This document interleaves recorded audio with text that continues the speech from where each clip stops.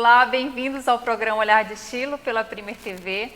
Hoje a gente vai conversar sobre um processo que eu amo, que é o processo de coaching. Para isso, o meu convidado, André Santos, que já é de casa. O André tem um programa aqui, o Faça Acontecer, né, André? Bem-vindo. Exatamente, Zigrid. Muito obrigado, agradeço o convite. Eu que agradeço. Por estar aqui no seu programa. Eu sempre admiro, eu sempre assisto também. Ai, que bom. Especialmente porque é um programa diferenciado, né? Sempre com temas muito legais e isso é o que atrai também. E as pessoas precisam disso, né? De inspiração. É verdade. André, fala pra gente, como é que começou? Já começa do início. Como é que surgiu o Faça Acontecer? Então, eu comecei aqui na Primer TV, na realidade, há pouco mais de 1 ano e meio atrás, e participando no programa do Tadeu Soares, Show da Tarde, que também é aqui pela Primer TV. E aí, depois de um tempo, então, eu conversei com o pessoal aqui da emissora e eu gostaria de fazer algo na área da educação, bem-estar e coaching. E aí eu elaborei o projeto do programa, aprovaram, e aí começamos com o Faça Acontecer. Aí já vamos completar 1 ano praticamente. Que legal, André. E assim, dentro do processo de coach, como eu falo, eu amo o processo de coach. Quem já teve a oportunidade de fazer sabe o quanto que ele é rico em termos de desenvolvimento pessoal, Exato. em ampliar a visão de mundo, quanto que faz a diferença, né? A gente esquematizar a nossa vida, a gente planejar, porque a gente só consegue chegar mais longe quando a gente sabe de onde nós estamos partindo e aonde nós queremos chegar, né? Exato. E fala pra gente, dentro desse processo que você trabalha no Faça Acontecer, no teu trabalho, você também tem uns livros, né? Trouxe para mostrar pra gente. Sim. Então, o processo de coaching, ou até o coaching mesmo, eu direcionei mais para a área educacional, que é a área que me encanta, que eu gosto de trabalhar. E aí fiz até uma especialização em análise comportamental. Então, hoje eu trabalho com uma ferramenta, que é o Findline, o FindPass, e essa ferramenta, então, ela mapeia o perfil comportamental da pessoa. É bem legal, é bem bacana. Eu sempre falo que essa é uma ferramenta poderosa, porque o índice de assertividade ele é acima de 95%, então é uma ferramenta muito séria. E as pessoas que fazem ali, quando elas começam a ler o relatório, eu até trouxe o meu aqui, porque vem escrito de uma forma que a pessoa pensa, como me descobriram aqui, né? E quando a pessoa responde o questionário, porque esse relatório ele é gerado a partir de um questionário. O questionário ele é muito simples. A pessoa responde ali no máximo em 10 minutos e obtém um relatório de 23 páginas. E aqui então aparecem as habilidades, os talentos, o perfil dela, são 4 perfis, né? Então tem o analista, tem o executor, aí tem o planejador e tem também o comunicador. Então muitas pessoas falam, eu quero ser comunicador, porque o comunicador é aquele que fala mais, né? E aí quando fazem o teste, elas se dão conta que elas não são comunicadoras, mas tem ali alguns aspectos. Então o interessante do questionário é que ele aponta o seu perfil. Todos nós temos geralmente 2 que se destacam mais, mas tem pessoas aí que têm equalizados, os 4, tem pessoas também que tem um que acaba sobressaindo. A ideia do relatório é sempre você saber os aspectos positivos e os pontos a serem trabalhados. E é isso que nós buscamos sempre, né? Através do coaching. Eu amo esse tipo de ferramenta. Eu utilizo o Assessment, não sei se você conhece, que sim. também é análise de perfil comportamental. E é incrível realmente como, às vezes, a pessoa... Hoje, ainda bem que hoje as pessoas elas têm oportunidade, né? Através de diversas terapias, de se conhecerem mais. Exato. Hoje, mais do que nunca, a gente ouve falar e se trabalhar também em autoconhecimento. Mas, mesmo assim, essas ferramentas elas são tão assertivas, né? E muitas vezes mostram um lado que não está sendo aproveitado. Às vezes, um talento que aquela pessoa tem e ela nem se dá conta. Exato. E aí quando eu digo as pessoas, né, muitas pessoas começam até carreiras, né, universitárias e sem passarem por um questionário desse, de repente, porque isso daqui é uma forma de orientação vocacional também. E aí as pessoas se dão conta no meio da trajetória ou até mesmo no final da trajetória que ela não tem perfil para aquilo. Então, se ela se conhece antes e ela sabe quais são os talentos, ela já vai diretamente trabalhar com isso, né? Não, olha só a economia de tempo, de dinheiro, porque hoje em dia a gente sabe que infelizmente não tem vaga para todos na universidade pública. Então, o que a gente vê muito? Pessoas que muitas vezes têm que fazer um sacrifício para o filho, até mesmo elas próprias estarem numa faculdade privada. Isso tem um investimento, né? Um investimento de dinheiro, de tempo. E às vezes, e não é algo excepcional, é muito comum a pessoa estar no meio do curso e se dar conta que ela não tem nada a ver com aquele curso. Exato. E mais do que isso ainda, Zigrid, eu sempre falo às pessoas e até oriento, porque algumas áreas de talento ou habilidades da pessoa, elas não são relacionadas a um perfil universitário.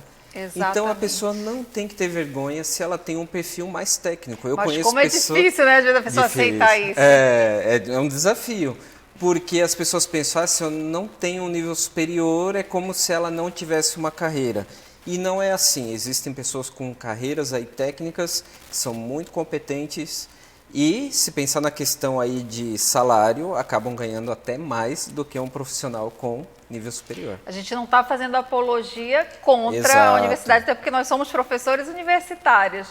Mas sim, isso não é garantia de sucesso, não é? E existem muitas pessoas, a gente tem vários exemplos, né, de pessoas bem-sucedidas, tipo Bill Gates, e que não fez um curso superior, ele largou a faculdade.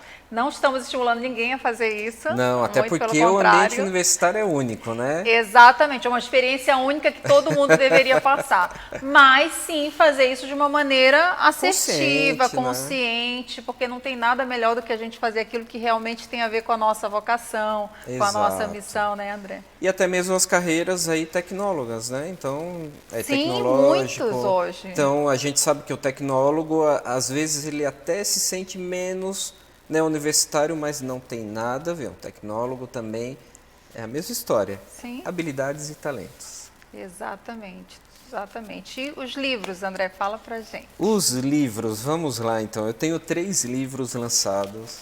O primeiro é o Escutatória, que são algumas dicas de como escutar mais e melhor. Este livro eu lancei... Que é uma arte, né? É uma arte, escutar é uma arte. Este livro eu lancei em 2017, no finalzinho de 2017. Na verdade, aqui eu dou vários toques sobre formas de escuta, né? Então, escutar a voz interior, escutar a voz do tempo, escutar a voz da experiência. Então, são várias vozes que nós temos presentes aí no nosso dia a dia e que muitas vezes nós deixamos de lado. Fala um pouquinho também sobre a diferença entre escutar e ouvir, né? Porque existe uma diferença muito grande. Então fala para quem está nos assistindo, André. Porque agora, por exemplo, eu estou ouvindo ruídos, né? De repente eu posso ouvir, se eu tiver um ouvido um pouco mais aguçado, escutar o ruído do ar-condicionado, eu escuto alguém que se movimenta, isso são ruídos eu estou ouvindo. Agora, escutar é quando eu coloco a atenção à escuta, né? Então, eu escuto com atenção, a escuta atenta, como a gente sempre fala, né? A escutatória, no fundo, é isso, a escuta atenta. E que é o que hoje em dia falta, né? As pessoas não querem escutar. Eu, como professor, você, como professora, também sabe muito bem disso, né? As pessoas querem falar muito. É engraçado porque até a semana passada eu tive a experiência com uma pessoa que a gente começou a conversar e a pessoa ficou 1 hora falando e não se deu conta. E eu não falei nada, eu só escutei. Depois eu falei para a pessoa, não tem problema, eu sou todo ouvido. o homem da escutatória. E claro que depois eu acabei dando um livro de presente, né, para a pessoa também trabalhar um pouquinho essa habilidade, né? A gente que às vezes é ansiedade, né? A pessoa tem ansiedade. aquela ansiedade de falar, de colocar para fora, e às vezes não tem quem ouça, né? Exato. Você também já trabalhou em banco, pode falar sobre isso. Quando a gente trabalhava, né, no banco, eu via muito isso. Pessoas que parecia que era o único momento do dia que ela tinha para ter alguém para ouvir. E às vezes ela queria contar, só que a gente sabe que não pode ser assim, né? A gente está num ambiente de trabalho e tem outras pessoas também para atender. Mas aquela necessidade, aconteceu contigo isso também? No banco eu trabalhei no 0800 do banco, então as pessoas ligavam, naquela época foi no início ali, 2004, 2005, as pessoas ligavam para conversar com os atendentes. E bem na época da transição, né? Na época quando da transição. Começou. Isso. Então as pessoas queriam atenção e alguns aí muito carentes, queriam saber como que estava o dia em Florianópolis, porque a central do banco era aqui em Florianópolis. Queriam saber como que estava o dia, se estava tudo bem, como havia sido a noite, coisas que não eram pertinentes ao atendente, né? Os atendentes estavam ali para passar informações sobre a conta bancária e não sobre isso. Sim. Mas é a necessidade, estamos carentes aí de pessoas que escutem. É verdade, eu acho que também tem a ver com as redes sociais, que eu acho maravilhoso, tá? A internet, a tecnologia, só que tudo, né, quando não tem um equilíbrio, às vezes também vai muito para esse lado. Fica muito impessoal e tudo é muito digital, é tudo WhatsApp, mensagens rápidas, abreviadas, e às vezes tem esse outro lado, né, dessa necessidade de contato, de falar, de ser escutado. Eu falo até aqui também no livro, que é uma parte que as pessoas quando leem destacam e mandam para mim, né? Que é voltar aquele olho no olho, né? Cara a cara, de conversar com a pessoa. É uma necessidade que nós temos, seres humanos, né? Não Sim. tem como eliminar isso da nossa essência. Eu assisti um filme, não sei se você já assistiu, Hair, que é o mesmo ator que fez o filme do Coringa agora. Maravilhoso aquele ator. E ele se apaixona por um sistema operacional, por uma voz de um sistema operacional. Não, é muito interessante o filme, assim, a reflexão que ele traz. Que é o que acaba acontecendo, né? Que as pessoas... que é mais fácil você se relacionar com um sistema operacional, que não tem que, às vezes, discutir, né, as dificuldades, as limitações. E, às vezes, as redes sociais, quando não há um equilíbrio, elas também têm isso, né? É algo muito rápido, muito superficial, de certa forma. Isso, não gostei, vou lá, bloqueio, né, deleto e pronto, tá tudo certo, próximo, né? Sim. Funciona assim praticamente.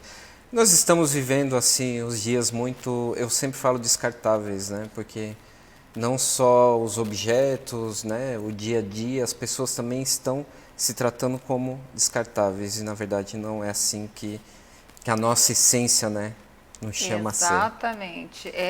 Relacionamento, aquela coisa, relacionamento é difícil, a convivência é difícil, porque onde há pessoas, logicamente que há universos diferentes, né, com sentimentos, com visões de mundos diferentes. Só que é através dessas inter-relações que nós evoluímos. Não só quando tudo que a gente fala é aceito, né, é visto de uma forma positiva, mas quando nós também nos obrigamos a ouvir o outro, a nos colocarmos no lugar do outro e a vermos que a gente não é dono da verdade, né? Que todo mundo... E a gente cresce assim, quando a gente abre também, faz concessões para o bem maior, né? No caso de uma organização, de uma empresa, para o bem maior. E são pontos de vistas, né, Zigri? Sim. Eu tenho o meu ponto de vista, você tem o seu ponto de vista. E o interessante é a gente sempre se abrir a diferentes pontos de vista, né? Exatamente. Depois, o outro livro que eu tenho também é o Relatos de um Garoto de Luxo, da Prostituição, Uma Nova Vida. Este livro foi escrito por causa do escutatória. A pessoa leu o escutatório, entrou em contato comigo e disse: André, eu quero que você escreva sobre parte da minha história, porque eu sei que não teremos julgamento. E aí eu fiquei muito feliz com isso. Aceitei o desafio e escrevi este livro. Então é a história de um ex-garoto de programa, em que ele saiu dessa vida e ele conta aqui vários relatos do que foi. Então, justamente para mostrar que não tem nenhum glamour, que a pessoa pode ganhar muito dinheiro, sim. Ele chegou a ganhar, em algumas épocas, alguns meses, até 40 mil, 45 mil por mês, o que não deixa de ser ruim, né? Mas o que temos de consequência aí, a pessoa hoje não tem nada. Então, quer dizer, é um dinheiro que entra e sai muito fácil, né? Então ele mostra justamente que não é glamour, especialmente os universitários e universitárias, né, que acabam entrando muito nessa vida, além de abordar também uma temática que não é muito discutida. A prostituição feminina, sim, é bastante debatida e a masculina é como que velada, né? É coberta. É verdade. Então ele abre aqui como também... se não existisse, né? É como se não existisse. É um mercado que é muito forte, muito grande, muitas pessoas que entram e acabam não tendo um final muito feliz. Então é isso que ele quer mostrar também. Ele está bem, é claro que eu não... Sempre as pessoas perguntam, tá, quem é a pessoa? Eu não posso contar quem é a pessoa, fizemos um contrato de confidencialidade. Inclusive, eu mudo totalmente o cenário aqui durante as histórias para que não seja reconhecido. Pode ser Florianópolis, pode ser São Paulo, pode ser na Europa, para que a identidade da pessoa também seja preservada, até porque a pessoa não quer que seja revelado. Inclusive porque muitas pessoas aí acabam se envolvendo também na história, né? Então aqui a história não é só da pessoa, mas de todas as pessoas que já passaram pela vida dela também. E aí inclui clientes, família, amigos e por aí vai. Então fica a dica, é uma leitura bem interessante também. Para trabalho em colégios também é um tema que abre bastante a mente e amplia aí o conhecimento com relação a isso. Os meus livros são na linha de autoajuda, então sempre é tentando passar uma mensagem aí positiva. Legal. E o último foi lançado o ano passado, que é o Educação e Terapias em Ação, que são técnicas e relatos de experiências. Mas este livro aqui eu escrevi em coautoria, então eu organizei o livro e nós somos em 6 autores. Eu escrevi aqui sobre barras de Axis, que é uma terapia com a qual eu trabalho, uma terapia bem interessante, terapia complementar. E aqui eu coloco, então, eu explico um pouquinho a técnica das barras de Axis, que agora no Brasil já está mais difundida também.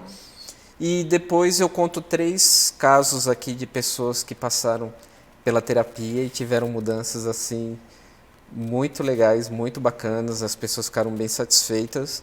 Isso não inclui mágica, não inclui se o terapeuta é bom ou ruim, não tem isso também. É a pessoa aceitar e passar pelo processo. Então já vamos tudo é começar aceitação. a falar de um desses casos aí. Um desses casos? Sim, do barra de Axis. Tá, Primeiro, para quem não conhece, explica para quem Isso. está em casa o que é barra de Axis, de onde surgiu esse nome, eu adoro assim saber a Muito origem. bem, vamos contar, porque muita gente fala assim, é um programa de computador. De perguntas, né? Ou então pergunta assim, é só perguntas, né? São várias perguntas, só perguntas. Além disso. Não, então as barras de Axis surgiram nos Estados Unidos, o fundador é o Gary Douglas, um psicólogo, e as barras de Axis, elas têm também fundamentação aí científica. Então, cientificamente foi comprovado o efeito que ela causa nas pessoas. Terapêutico. Isso, o efeito terapêutico.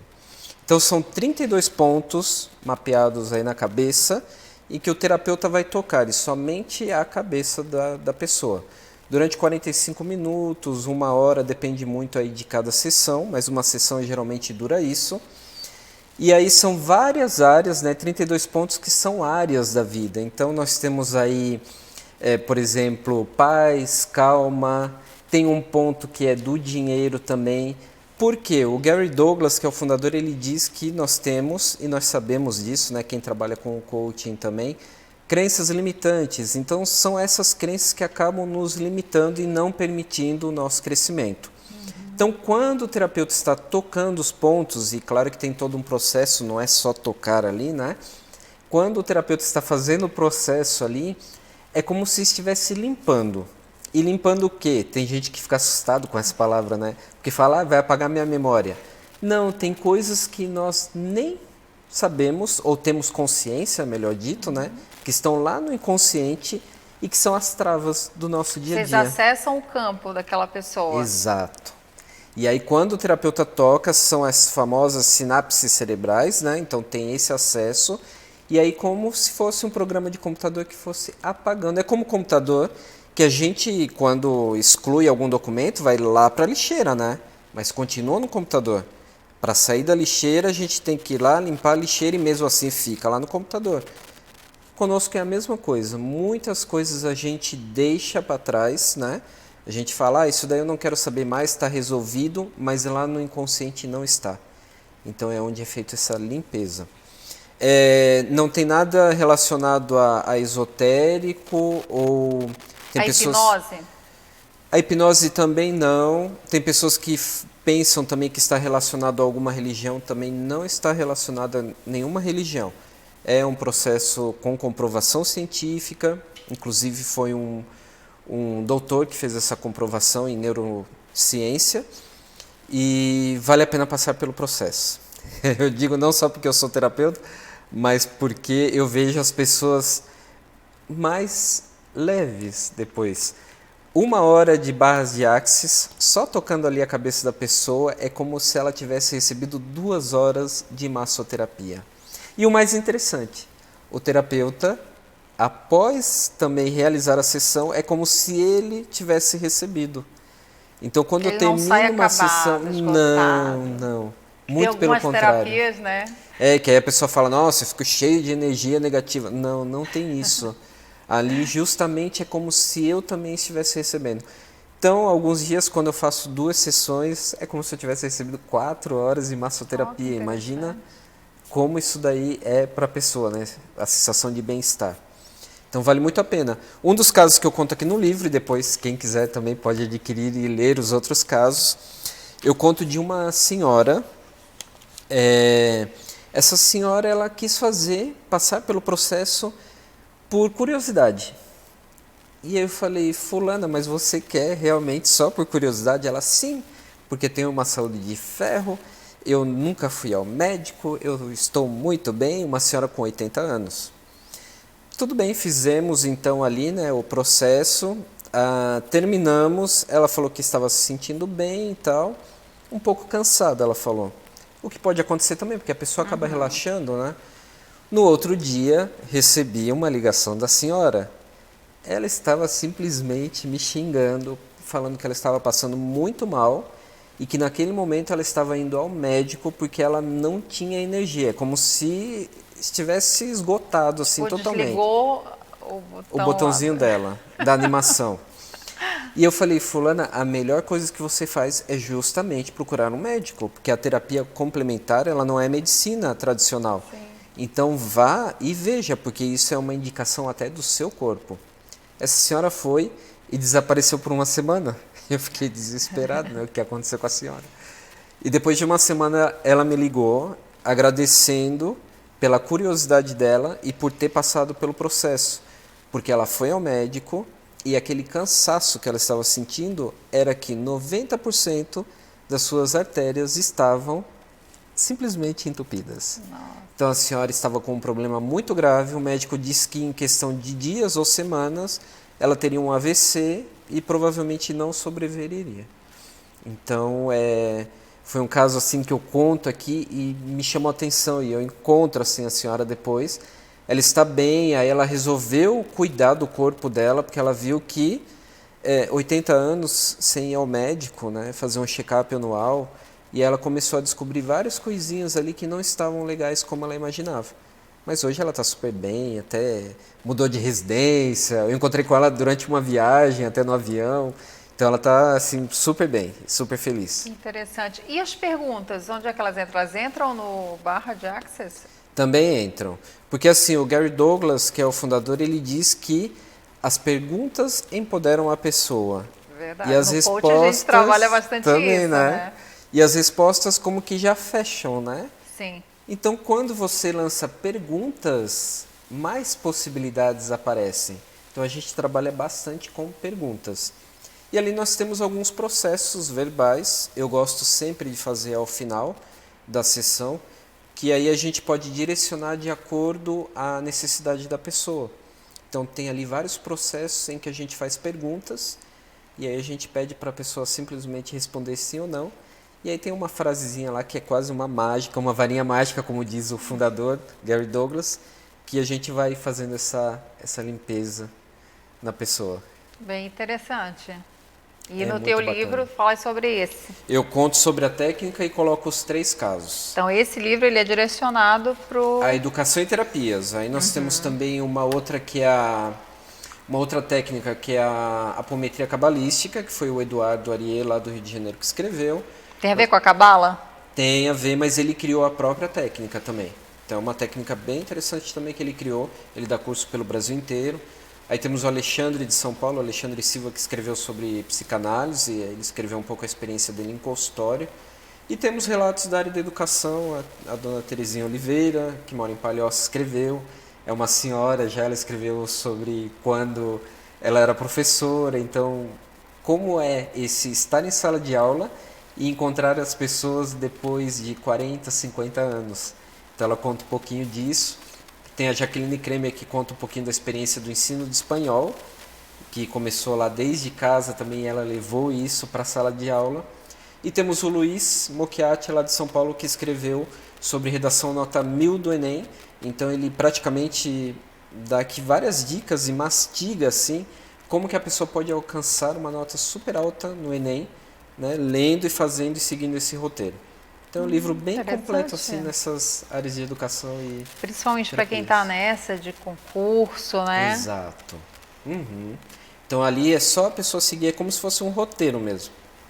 Não, e eu vejo assim, né? Nos próprios processos de coaching a gente entende isso, que tudo é uma questão de estratégia. Quando você sabe o caminho que você tem que seguir, o método, as coisas elas são mais fáceis. Isso. E quem não conhece, às vezes, aí vai para aquele lado. Quem não conhece, aí critica, ah, tá, é muito fácil, é força do pensamento. Não, é um método, é uma estratégia que se você segue, ela te aproxima, ela pula algumas fases, né, que talvez você sozinho fosse tentar fazer, não fosse ter fôlego para conseguir chegar até o final, que é o que a gente vê que a maioria das pessoas desistem no meio do caminho.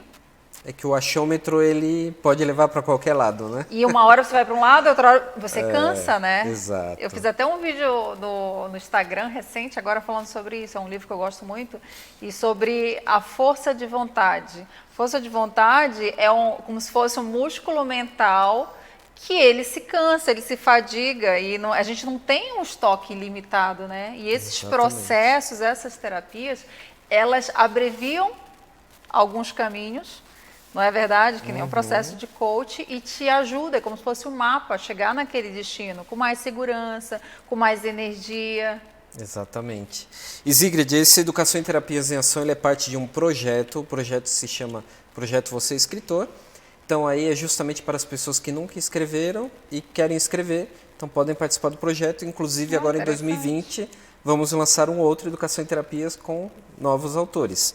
E quero deixar também para que você sorteie ou dê alguém que venha ao programa o escutatório, então fica aí de presente. Eu já te dei um de presente, acredito, né? Esse vai para o programa então, aí para sortear ou dar para alguém, tá bom? Fazer isso. André, onde é que as pessoas te encontram? Que dia é teu programa? Fala para quem está te vendo. A gente já está acabando. Que rápido, né? Passa super rápido. Então, o programa Faça Acontecer aqui na Premier TV, todas as quartas-feiras, às 16h30. Nós temos aí um programa ao vivo e na outra semana é um programa que nós gravamos também. Então, todas as quartas temos o Faça Acontecer. Inclusive agora, em fevereiro, estamos com o programa reformulado, então com música também, aí com dicas de nutrição, de fisioterapia, que mais temos aí? Com dicas também com música, né, como eu já falei, e com dicas agora socioemocional também, que é algo que está muito forte aí, então vamos trabalhar com isso também durante esse ano. E, bom, onde podem me encontrar? No meu Instagram é a forma mais fácil, né? Então, Faça Acontecer mesmo? Tem o Instagram do programa, que é Programa Faça Acontecer, ou então coach.andré.santos. E aí eu deixo meu contato também.